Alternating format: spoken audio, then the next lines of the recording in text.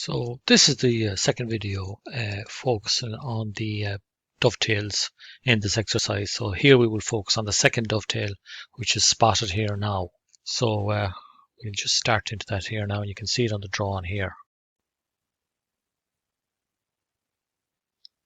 So here we're going to find the distance from end of tail to end of tail as highlighted there on the drawing, and we're going to mark that first.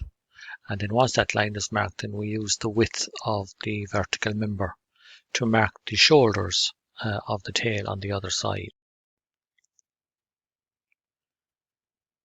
So here we're marking the shoulders as I've just mentioned, and just short little mark with a pencil on one side first.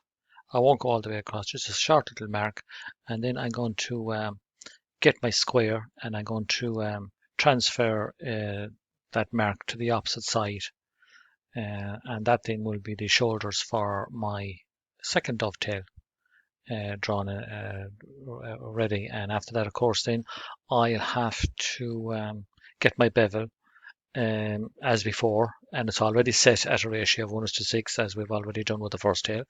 And from the waistline that's marked there, then I shall be marking the angles on both sides of that tail. Here I'm just making the point that you can double check to make sure you have the correct distance in from the end line of the tail to the shoulder. Just double check if you like. Just relating it there to the drawn. And so there's the tail, and as I said, we get our bevel, and we'll be marking the angles here. So yeah, we line up with the waistline, drawing the sides of the tail as I just outlined, and then of course after that, make sure, as before with the previous tail, make sure you're marking the waistline always. I'm using an orange marker here, or sorry, an orange pencil, and so that's there in the drawing, and that's there marked out. So we're all set to go to the next stage for marking the tail. So here we are as before. We're going to transfer the shoulder line in around the sides and around the back of this tail, as is demonstrated here right now. And as I stressed before, make sure you have a good point in your pencil when you're doing this. I've often stated it's usually more of a flat point I get, and make sure it's that hard lead, as I've stated also before. So yeah, here we are. We're transferring the line across the back, and don't forget, of course, to mark the waist at the back now as well. Very important that you don't skip any of that step.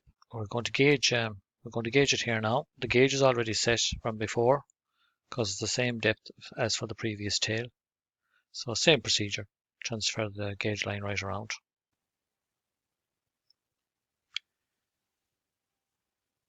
So to complete the gauging of the tail, it's probably a good idea to pop it in the vise, and you'll have a bit more control. So yeah, and as stated before, push with the thumb of the other hand, and you need a good point in your pencil so you can mark the line you've gauged, and you'll be able to see what you're cutting better. And there's all the waist, and waist marked in, very important. Don't skip that step. Okay.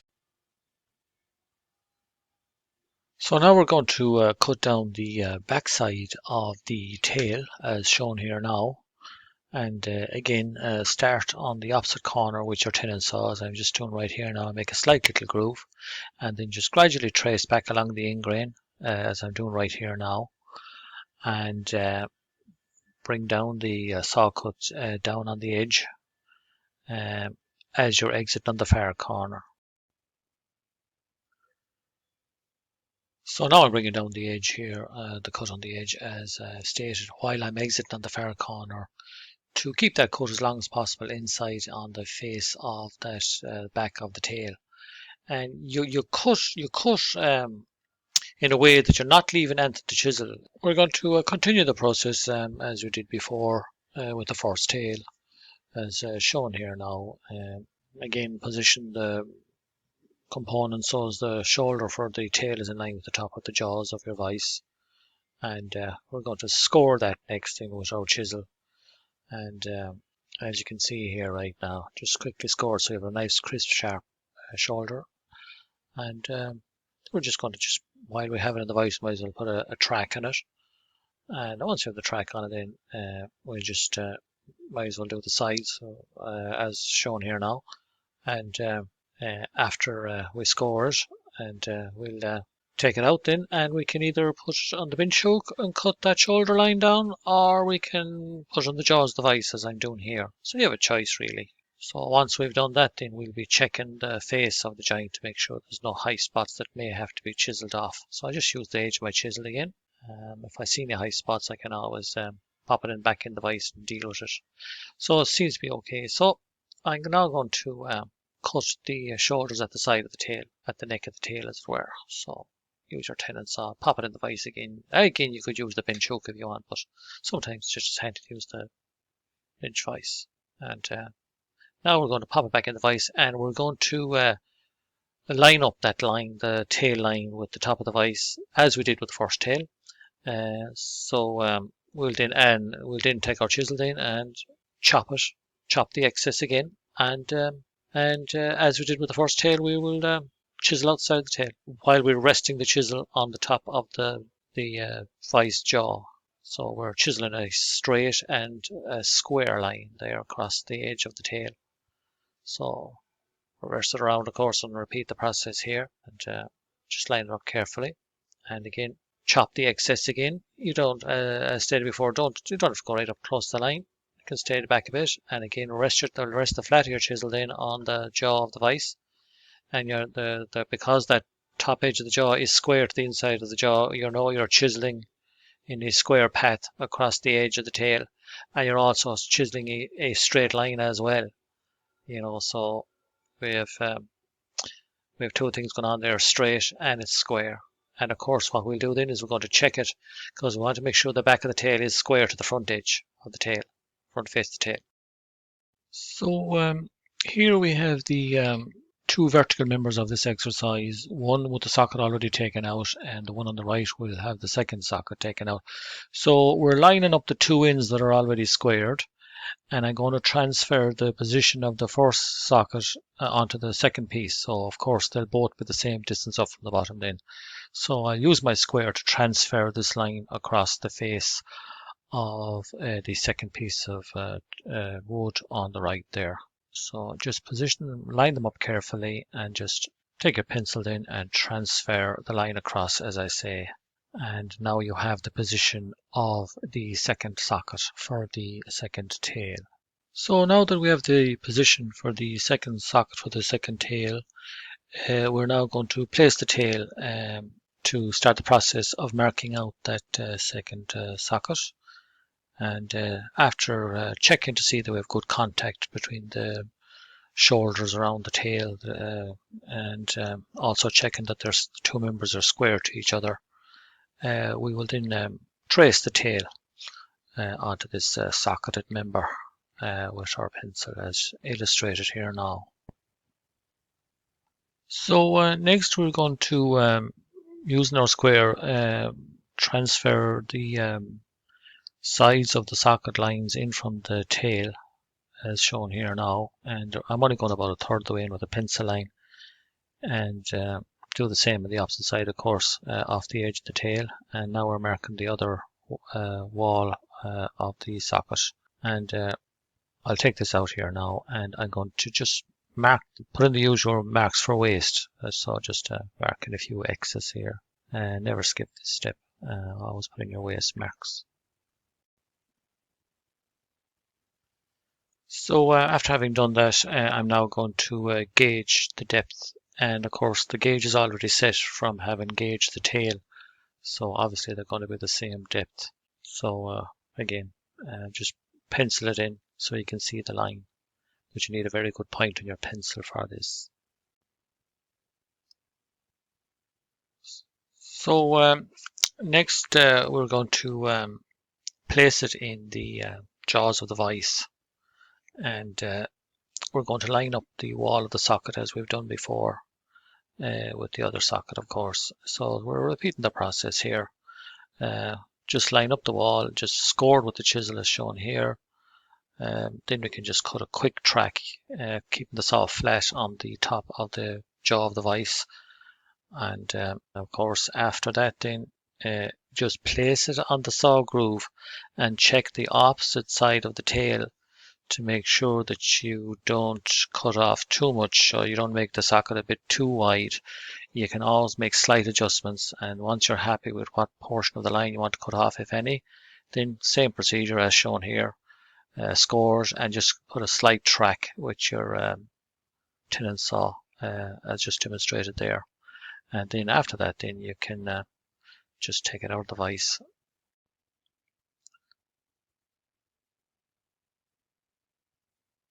So now we will reposition that piece back into our vise as shown here, and we'll now deepen those tracks that we created earlier down to the required depth. Be careful you don't cut too deep, of course. Just cut a middle line there in the center of the socket just to make it easier to chisel out. And then of course we're going to the far side there to cut our remaining wall of the socket. Next we're now ready to chisel out the excess that's there now. So keep your chisel resting on the jaw of the vise, and if you keep weight down, have the chisel weighted down on the surface of the timber, so it's less likely to break off a chunk up ahead of you. If you can imagine if there was a weight left on the chisel, but of course we can't do that here, of course, but you can do it with your wrist pressure. It'll help prevent any chance of a chunk breaking up, too much breaking off and maybe going below the floor level of the joint. And of course, as I stated before, you always check your ingrain to decide which side you want to do as much chiseling from as possible. Now, ideally, you'd like to do as much chiseling from the other side because it's the other side that's going to be seen when the joint goes together. There'll be a line between the end of the tail and that other end of the socket. So that's the end you have to be especially careful with, and that's the end you would like to be able to do most of your chiseling from. So often when you're marking up these components, before you decide which way you want the tail to go on that piece where it's now chiseling, you might want to check the ingrain first. It might be a good idea. And now I'm just chiseling the excess at the side there. Do not lean back on the chisel here because that top lovely crisp square shoulder will become rounded with the weight of the chisel, so don't do that. So after that then we're going to take it out and just bring it back to this side, and as I said earlier, this is the side that's going to be seen when the joint goes together, so be extra careful here when you're chiseling. Clean off any excess and just chisel there carefully, and of course again we'll check the floor with the edge of our chisel.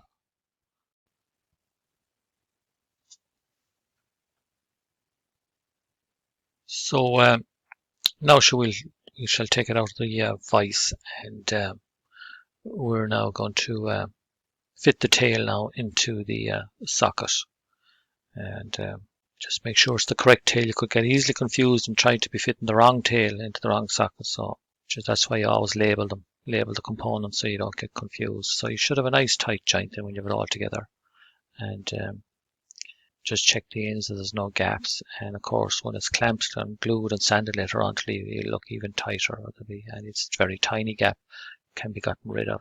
You might have to put it into the vise there to give it a quick squeeze just to get the two components to be flush to each other, as I'm doing here now. So with our dovetails in position here now, the distance from the shoulder of one dovetail to the shoulder of the next dovetail will have to be matched later on when we're marking our bridles up at the top. So if we're slightly over or slightly under that distance, then we'll just have to hold that distance and keep it the same. And here's just a comparison with our drawing, just to have a quick review before we move on to the bridles. So there's our two tails on the actual object, and here's the two tails that correlate on the drawing. So the next part of the video will start with the steps involved in marking the bridle joints. That'll be the final video then.